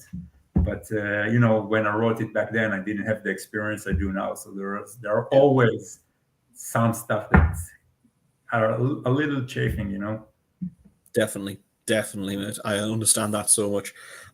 Sometimes with editors as well. I mean, I've got to say, I've gone through a few editors. I've broken a few editors, and I've worked with some editors that it just hasn't worked out. They've been great people. It just, it worked for a year or two. It worked for a month or two, a book or two, and then it hasn't worked out further. You do build relationships, and sometimes these people it doesn't work out. One of my editors is a wonderful, wonderful woman who gives me relentless grief. And she basically wants to write instead. So she stopped editing primarily, and now she writes instead. Okay. And I fucking pissed me off because she was such a good editor, and I really regret losing her as an editor.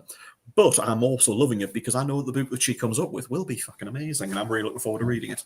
So, editors, I think it's a good thing to build a solid, steady team that you always have these people. But if it doesn't work out, if something's not right, it's better to change the team than to struggle on with something that doesn't work. Do you have a lot of back and forth with your editors? I mostly just send them my finished work and let them work on it. A bit of both. I get with my editors, if I send it to them, they work through it, send it back to me, and I get sort of a list of things and sort of comments and all the rest of it, and I go through and I address the comments. But I also have back and forth with them saying, oh, well, I didn't really understand when you've said this. Does this mean, yes. Oh, yeah, it means this. And it depends. Some of the editors I've worked with, I've had a lot of back and forth with. Others, I've had virtually none. It's just a case of, here's your finished manuscript. Sort off. I'll talk to you when you send me the next one. Swings and roundabouts. Yeah, I mostly converse with my alpha readers and proofreaders. So, they're average guys who reach out to me and we chat about that stuff. So I guess in that regards, I do have back and forth with my editors. It's fun how so many guys are willing to, reach out and help polish your work, just because for the fun of participating and helping you. It's lovely. I've got a really good beta team who read through my books and sort of pick out the problems and occasionally send me messages just going, what the fuck were you thinking when you wrote this? Yeah, I get those as well. Yeah, you get messages like, why are you like this? What's wrong with you? Who hurt you so badly that you did this? And it's like, yeah. I got messages about being a chauvinist, about being all sort of stuff that I didn't mean to be. And then I have to fix it. I remember once when I first started, I had a good friend going over it. And he told me at one point in the book, when he wrote the comment, said, you have too many male characters. And I did, because I didn't know how to read female characters back then. And it's just I decided that this character is going to be female from this point on. And it just, every point in the story, when it was a he, it changed to she, and all the nouns and everything to match. And just like that, he made one of my side characters a female. And I let him. It was a great advice. Yeah. That is insane. Yeah. I actually got really badly roasted at one point, and people called me a racist and a bastard and all the rest of it because they were saying that I was being really nasty about the fact that I had mentioned gypsies in one of my books, in The Rays of Mankind. Okay. Now, I used to work in the North Yorkshire Dales. I used to live there I lived there for about a year and a half. Tika. No, and it was not Tika. Tika was female from the start. Come on. Oh, yeah. Where I was in the Dales, there's a massive annual horse fair, and it is, really big traveller community, really big gypsy community, and everybody comes up for it, and it's busy for a few weeks. And so I was working in bars and stuff at the time, and so I would spend a lot of time for several weeks with this community. And when I talked to them, I was introduced to people as, he's a gypsy, he isn't a gypsy, he's this, or he's a Roma, he's a traveller. And it's a case of, I was told at that point, mostly by the sort of the British gypsies that travel up and down England, especially, that for them, gypsy is just another word for Roma, for traveller. It's perfectly acceptable. It wasn't an offensive term. But then outside of the UK, in certain areas in the UK as well, gypsy is a really offensive term. Right. I was told. But for my experience of dealing with the community and these people telling me, oh, you can call us gypsy. Yeah, I call him a gypsy. We're gypsies. It's fine. So I'd written them as the gypsy community, the gypsy travelers and stuff. And so people are going, you can't do that. That's disgraceful. You racist. And I was like, no, these are the people that I've met physically. And the people who were really, really aggressive about this, when I talked to them, because I'd messaged them and I was saying, no, you don't understand. This is where I've met these people. This is, I'm well aware that the community that travels through Ireland a lot and that travels through through all of the actual, through Europe and so on, are generally called Roma. They're generally called travelers. But my interactions with the gypsy community was they were saying, oh yeah, you can call us gypsies. We call each other gypsies. We call each other Romas. It's fine. Yeah.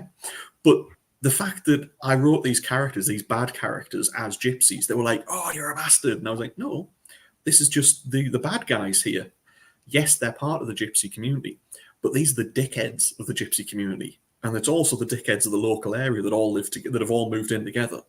And the good gypsies have moved out. They've left the other group and they've moved on. And trying to explain to people that, trying to explain to people that, actually, I've met these groups and they've said this is a perfectly acceptable term. And if it wasn't, I wouldn't have used it. I was mortified when I thought I'd used this the wrong way around.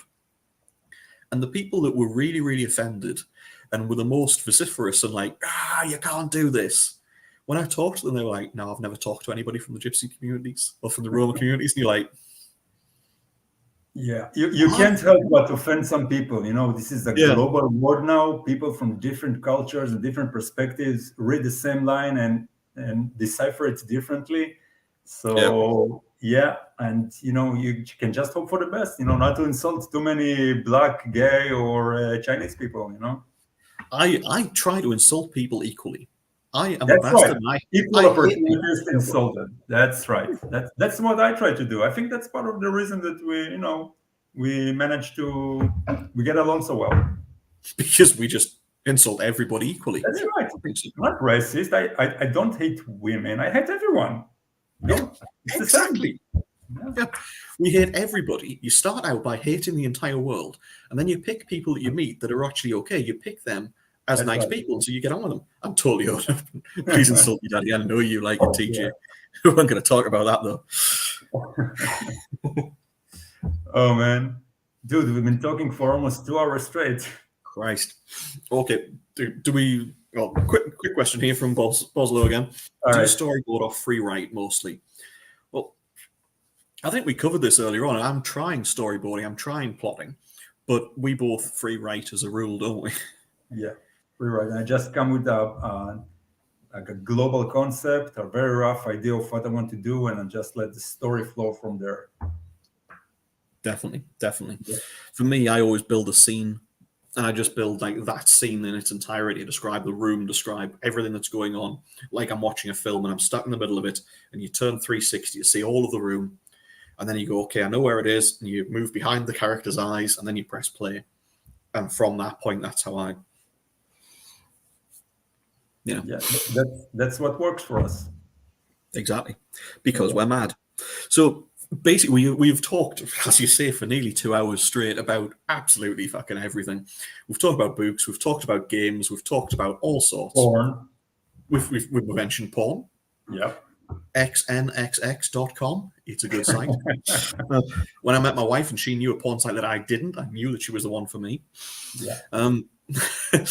But one question for you. Porn is always good, Ed. There are two types of people in the world. People who like porn and people who fucking lie. Yeah. So what we always do with this entire sort of reason of these lives is that we talk about people's books that really are good and should be getting paid more attention to, but which aren't. So stories that you've read recently that might not be getting the attention they deserve, or stories you read a while ago that have dropped off the radar. that might not, that you could recommend. So, are there any stories or any authors of late that you'd like to recommend? I mean, all the ones I can think of right now are pretty known names. I can't think of anyone who's like a hidden gem right now. I mean, let me check real quick. I have everything up here. And what about you? What do you think are the hidden gems Well, that you can recommend? as I say, I mean, for me recently, because I need to read in the stories that I've been sort of reading of late. Excuse me. I mean, I mentioned Stray Cat Strut. I've mentioned a few times. I am really looking forward to the next Eric Udland stories, which are going to drop. He is not at all, he is not under any way any shape or anything else, somebody that's not getting the attention he deserves. He's fucking brilliant. But I really enjoy those stories. And Neil Halligers makes a fantastic work of narrating it. Oh man, he does. He is fucking brilliant. He gets me laughing out loud in the street. I mean, listening to the books. Yeah, he is fucking brilliant. Shami Stovall has released another of her Arcane series, and that series is brilliant. I do enjoy that.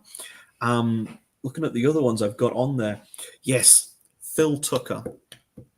Right, Dawn of the Void he released very recently, about a month ago, and it's doing really well. It could do better just because you all fucking should read that book. It's really, really good. He is doing great, but I think it's a brilliant series. So I would recommend that one as my recommendation this fortnight, this 2 weeks, is that you read Dawn of the Void by Phil Tucker. All right. I enjoyed that one. So what about you, Chief? I think the same. All the names I can think of are pretty known. I mentioned Chrysalis before, and I'm really enjoying this one.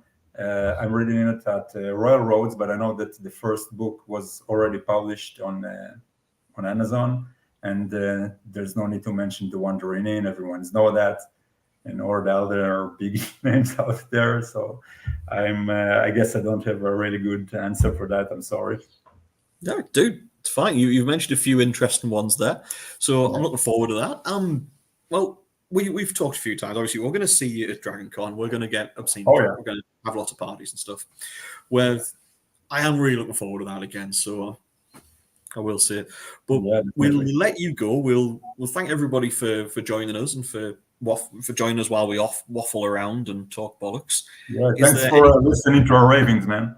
Our guys of people. Yeah, definitely. As time to watch Shadow and Bone. Yes. Good reminder. Yeah, I'll put it on right now. Sounds good. So, thank you again, Shemer. Great seeing you, mate. And thanks, Jez. Good night, everybody. Thank you. Bye-bye.